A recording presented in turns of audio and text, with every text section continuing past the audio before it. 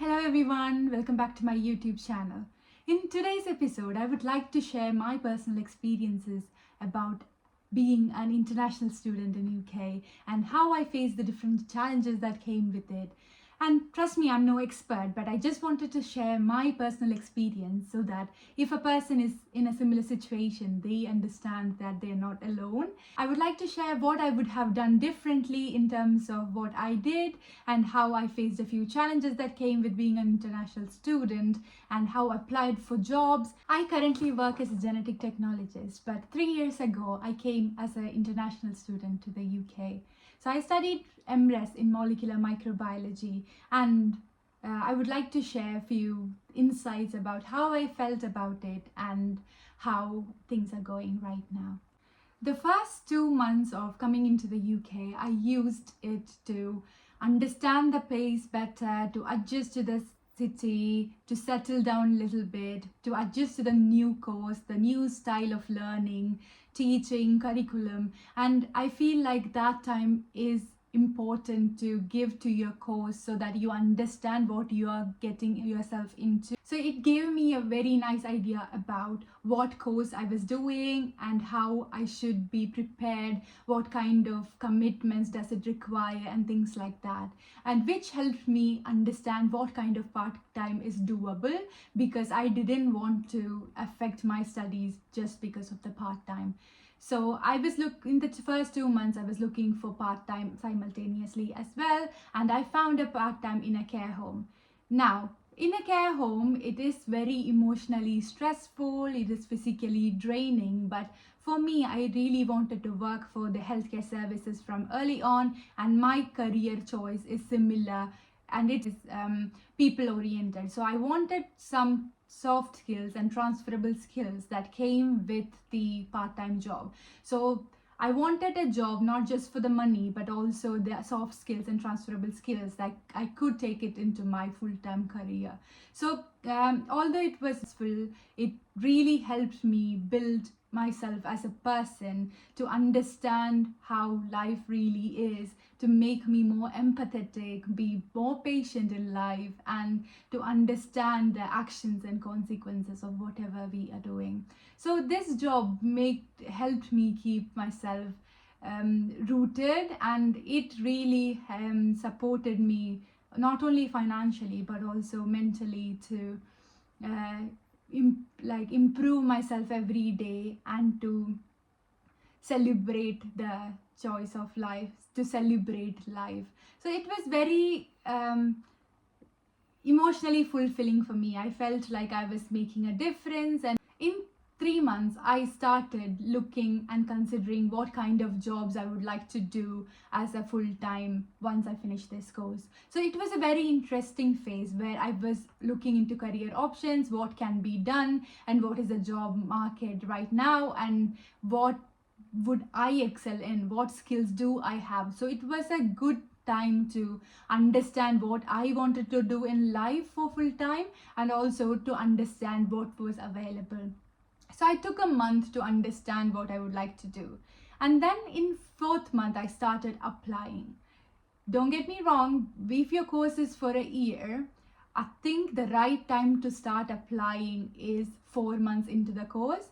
I understand that you haven't finished your course and you would like to concentrate on your course more, but which makes more sense. But also the job market is very demanding now, and since it's very hard to find a job, it would give you an edge if you start applying very early on. It doesn't mean that you just apply for all the jobs you see. It means like you start shortlisting what kind of jobs you would enjoy doing and start applying here and there. And you can always put if you're doing your master's degree, you can always put as you're pursuing your master's.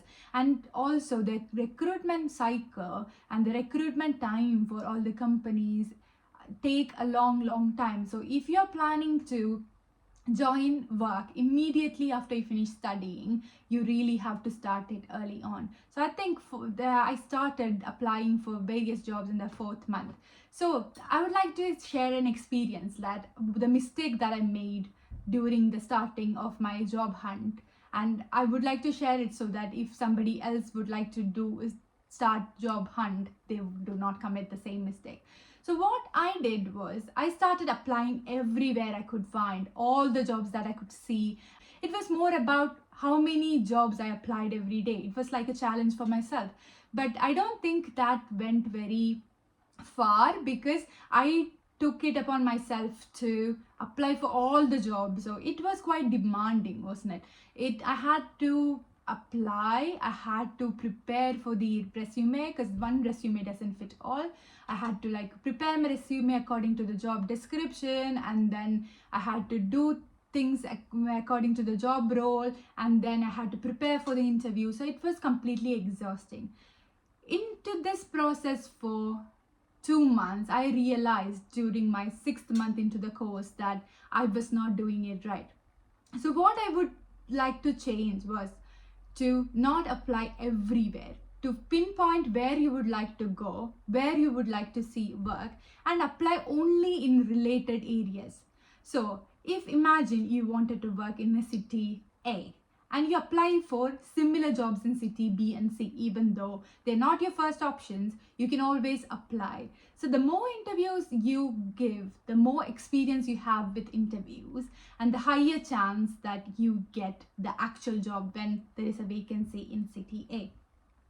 So this is what I did personally, and it really did help, because attending a job interview in similar roles did give me an idea of how to perform in interviews, to overcome the problems with communication, and if I had any struggles with it. So it was a learning curve for me. So rather than applying with the same resume in all the jobs you can find, I would suggest it's better to customize your resume according to the requirements of your job.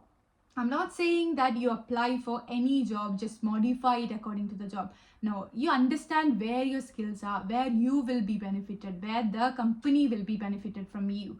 Apply in that region and then make it tailor-made for the job description. So the job description is the key. So like you may have skills in techniques that the company doesn't require. So if you need to add it, you can always mention it, but you don't need to elaborate about it. So I think that's where customization is very important. So you make your resume to fit the job description. You don't have to, but be completely honest in your resume. So if you do not know something, you can write that you're trying to learn it, but never lie in your resume.